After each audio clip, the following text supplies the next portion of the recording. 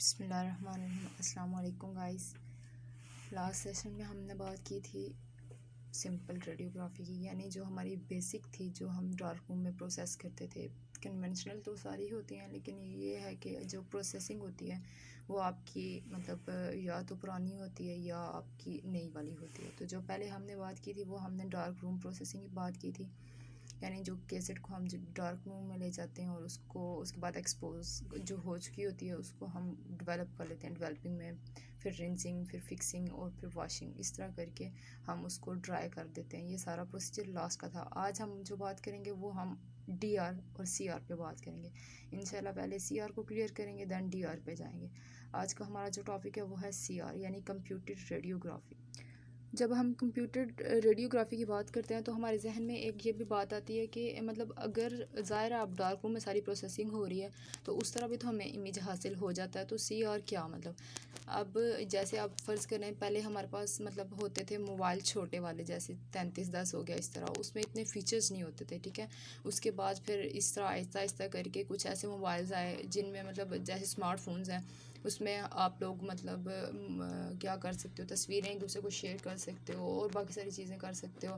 लेकिन उसके बाद और आए इस तरह मतलब होता है। अब जैसे हमारी पहले होती थी प्रोसेसिंग डार्क रूम में, उसके बाद अभी भी जो एक्सरे एक्सपोज होता है वो कन्वेंशनल तरीके से ही होता है, वैसे ही एक्सरे ट्यूब होती है, वैसे ही सारा कुछ होता है।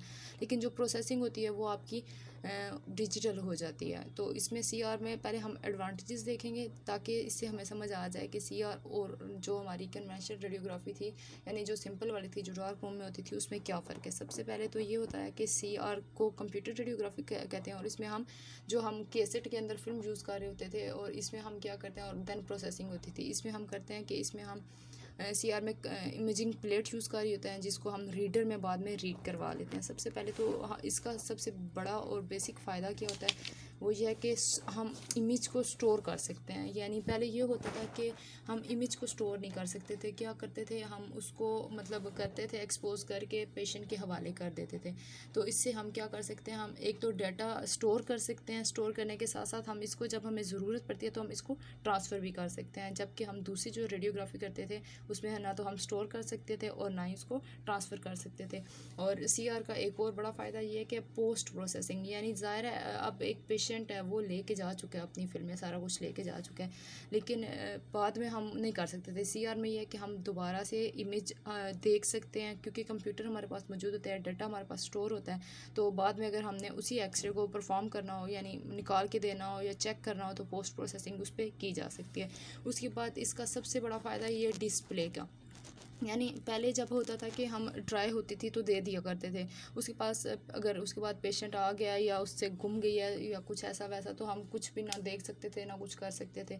तो ये कि सी आर का ये फ़ायदा हो गया कि हम जब भी हमारा दिल करेगा, हमारे पास इमेज स्टोर होगा तो हम उसको डिस्प्ले कर सकते हैं।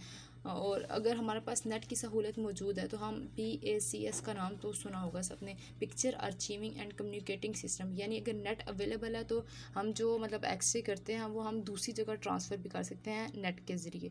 तो सी आर में सबसे बेसिक चीज़ है इमेजिंग प्लेट यूज़ होती है, उसके बाद आप मतलब रीडर से उसको रीड करवाते हो। और इसका सबसे बड़ा फ़ायदा ये है कि आप उसको स्टोर कर सकते हो, जो आपका इमेज आता है उसको ट्रांसफ़र कर सकते हो, पोस्ट प्रोसेसिंग कर सकते हो, डिस्प्ले कर सकते हो।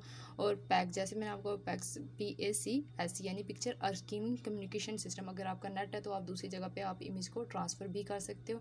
तो ये सारे फ़ायदे इसके हैं, यानी कंप्यूटर रेडियोग्राफी के। ये मतलब सारा कुछ कंप्यूटराइज्ड सिस्टम है और इसमें आपको ज़्यादा मेहनत भी नहीं करनी पड़ती और ये आपका अच्छा और जदीद तरीक़ाकार भी है।